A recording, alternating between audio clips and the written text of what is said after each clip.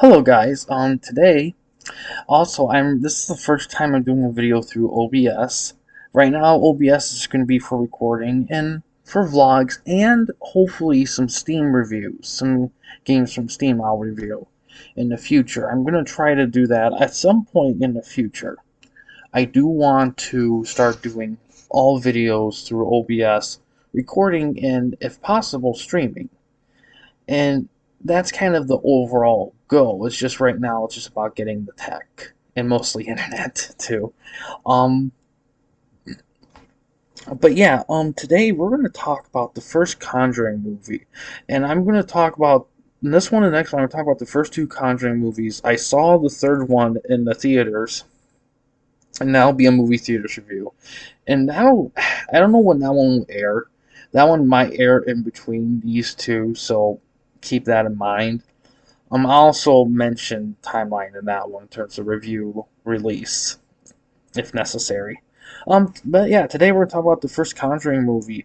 This one came out in 2013. It's rated R. And it's an hour 52 long. It has a 7.5 out of 10 on IMDb with about 460,000-ish user votes and 68% on Metacritic with 35 critics. It stars Patrick Wilson, who was in Phantom of the Opera, and Vera Farmiga. I hope I pronounced that right. I don't think I did, but oh well. Who was in Up in the Air, directed by James Wan. Is it Wan or Wan? I feel like a dumbass. But he did the Saw. He did the first Saw movie. On Rotten Tomatoes, it has 86% by critics with about 223 critics and 83% by audience people which are about 159,000-ish audience people. It is available to stream on Netflix and HBO Max, and it's available to rent and buy on DirecTV, Apple TV, Amazon, Google Play, YouTube, Vudu, Microsoft Store, Redbox, and AMC On Demand. But which one is the odd one out? DirecTV, Apple TV, Amazon.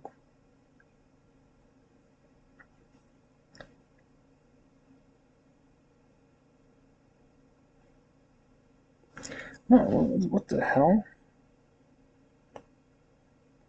Oh, they're just staggered funny because of the price differences. Jeez, never saw that before. It was released on DVD in 2013 as well. So, I will admit, um, I wasn't the biggest. When I was in college during around this time, 2015 to 2018, roughly, I wasn't the biggest fan of current horror movies, and I often cited The Conjuring and Insidious to some extent, and Insidious too, as examples of why I don't like current horror movies at the time. Now, I'm just gonna say this, and I might have mentioned it at some point on the channel as well, but I'm just gonna say this. I don't really feel that way anymore. Now, granted, a lot of shitty horror movies I can tell were based on the Conjuring films because of the style and the presentation and everything, but it's not these films' fault. Because what I love about these films is these films are very, very good. Now, this first one here, I often juggle which one I think is better, this one or the second one. Um, it's hard to say, but I think overall, in hindsight, I think what the first one did, what the second one didn't do, is be fresh. Second one feels a tad recycled, but I'll get to the second one in a while. But here's the thing: here's the thing I love about the first one. The first one, to me, what I love about it is how scary it is without feeling. Because the thing is that it was supposed to be PG-13, but because that was their goal, but they keep getting certified R, and they ask, how can we get this PG-13, and they pretty much told them, you can't. It's too scary. It's so scary. No matter what you do, we gotta make it rated R, which is bizarre to me that they would think like that. But oh well. But yeah, it is. I would definitely say it's a pretty intense movie. I do like the atmosphere. I like the horror sequences. And in being the first one seeing this, I didn't know about, and it is semi based on a true story. Now, I will say this: these movies being based on actual events, that's kind of rangy. In the third one, I'll get to the third one when I get to it. But for the first two, for the most part, I felt like they kind of kept it. It's hard to say it, but grounded. They kind of kept it focused on. They kind of kept this line like, yeah, this is definitely supernatural, but we're not gonna go into like epic good versus evil territory. We're gonna keep it kind of grounded and keep the stakes not small, but like local stakes. And I love movies that do that. And this movie does it well. I think what I like the mini world building this whole universe does. I'm kind of intrigued in seeing the other films. I think the important thing with this movie too is the fact that they have strong hero characters. That's huge. It is very tough to do in horror movies to have hero characters that stand above the hero villains, because usually horror villains are above anything else. The only other franchise I see seen that does it very well, really the only one really is Evil Dead with Ash. These films, they're close to that, because these two, first of all, the two leads, they have excellent chemistry, like bar none. Like and and I did some reading on their real life base, which they take the names, a large chunk of it's based on. I have to say, I from what I heard, in real life they were genuinely nice people, but a lot of people didn't agree with them, of course. And just like those movies, they did a decent job of like trying to follow real life, but acknowledging that this is a movie, they are going to take some liberties. But yeah, the first one specifically, what I like about the first one is the fact that it kind of feels very it feels very isolating. I mean, how the father of the family and in the peril had to be gone a good chunk of the time because of work, so it felt very vulnerable and isolated, and I really like that. And I like of the slow build of them getting help.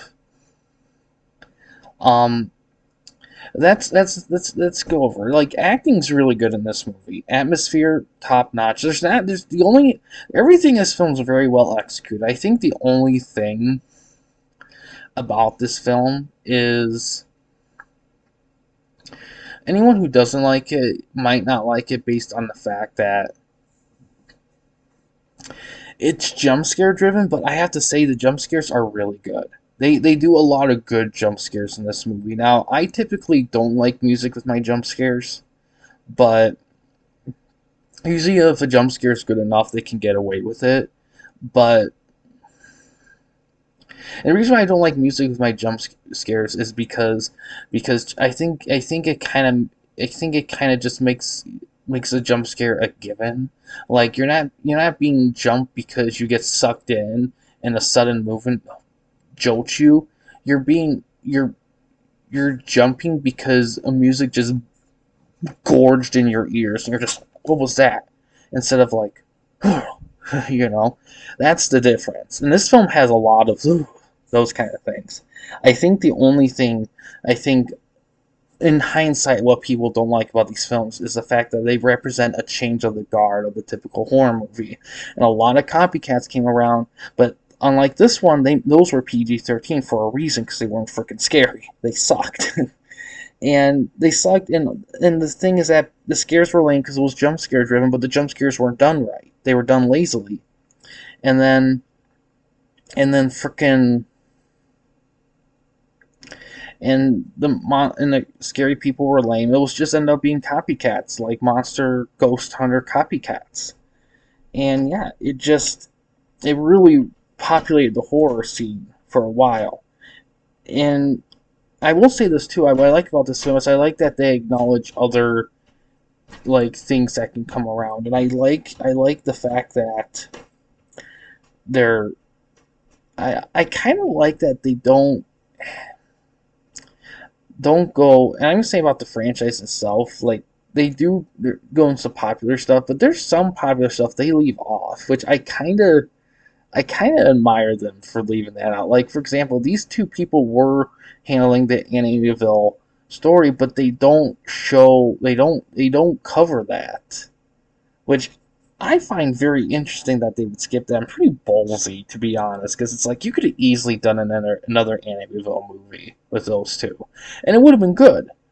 But I'm glad they didn't. I'm glad they took something a little more unknown, a little bit not as popular, and they made it something. That's good. That's another thing I like about this. There's not much else I can say about it. It's just a really good, scary movie. Very ghost driven. Um, very a lot of disturbing imagery, but I love it. It's just good old school. Definitely reminds me of the Haunting movie from back in the early '60s, black and white. I think it was early '60s, but it's just a really good scary movie with two great horror hero leads and just great atmosphere and everything. I think it's definitely a good watch. I definitely enjoy watching it for sure. And yeah, I do recommend it for sure. And I say I don't blame this film for the craze. This film was just doing its thing. It's And to be honest, if it was a PG-13 horror movie, it would have been a well done PG-13 horror movie because it kind of follows the same line as the Shyamalan films. In fact, in all honesty, it's very similar to The Sixth Sense in terms of tone and style. But unlike The Sixth Sense, this one kind of feels more, I would say, conventional in terms of like how it's communicated in dialogue. It doesn't have that Shyamalan way of talk, which not everyone's a fan of, but it was fine in Sixth Sense. But anyway, this film is really good. It's a really good, spooky, spooky good movie. Gore wise, not a ton, and but it's just a good spooky jump scare kind of intense film, and I love it. I think it's good. And yeah, next time we'll talk about the second one, and we'll get more into this whole Conjuring thing. But yeah, guys, thanks for watching. In case you want to chat with me, Mike, or anyone else at the Campy Company, you don't want to use the YouTube comment section, we do have a couple options. The first one is we have a Discord channel. Find a link to that in the About page / About section of our channel. We also have a discussion tab in our channel as well. You can access that through a PC or laptop computer. But yeah, guys, thanks for watching. Please subscribe and like the videos, and have a good day.